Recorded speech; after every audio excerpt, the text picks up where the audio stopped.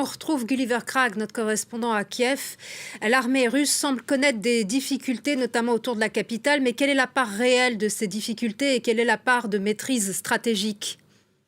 Alors, la Pentagone a confirmé que l'armée russe avait reculé d'une trentaine de kilomètres en direction est de la capitale de Kiev. Ça, c'est dans une direction uniquement. Pour les autres directions, nous avons les affirmations des Ukrainiens. Ils affirment avoir repris le contrôle de Makariv. Il semble que les confrères de France 2 ont pu le constater de leurs propres yeux. Pour Irpin, c'est plus difficile. Les Ukrainiens disent avoir pris le contrôle d'au moins 80% de la ville. C'est une ville satellite de Kiev, située à environ 17 kilomètres du centre-ville en direction nord-ouest. Mais j'ai parlé tout à l'heure à un habitant d'Irpin qui m'a dit que la bataille continue et qu'il est trop tôt pour affirmer vraiment que l'un ou les deux côtés, l'un côté ou l'autre soit vraiment en contrôle de la ville. Moi-même, j'avais l'impression depuis le centre-ville de Kiev que j'entendais moins de bruit venant de la direction d'Irpin aujourd'hui, mais cet habitant m'a dit que ce n'est pas le cas, que la bataille est plus ou moins tout aussi intense qu'hier et on lui parle au téléphone, j'entendais bien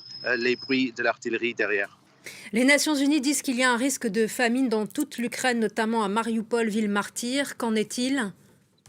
Alors, je pense que dire qu'il y aurait un risque de famine dans toute l'Ukraine, c'est clairement exagéré, mais sur Mariupol, oui, il y a absolument un grand danger. Beaucoup de gens l'affirment. Un journaliste rescapé de Mariupol il a affirmé qu'il pense qu'il y a déjà des gens qui sont morts de faim. Et je pense que c'est hautement probable parce que cela fait plus de 3 semaines que la ville n'a pas accès aux denrées alimentaires. Les convois alimentaires humanitaires que l'Ukraine essaye d'envoyer sont bloqués par la Russie. Les supermarchés ont été bombardés. La ville est complètement contournée par les forces russes qui ne laissent pas rentrer les produits alimentaires dans la ville. Et les gens sont pour la plupart cachés dans des sous-sols alors que les bombardements sont presque constants.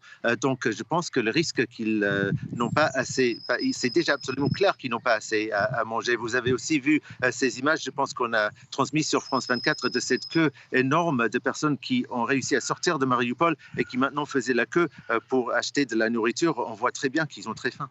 Merci beaucoup, Gulliver Krag, pour votre décryptage et votre analyse. Merci à vous.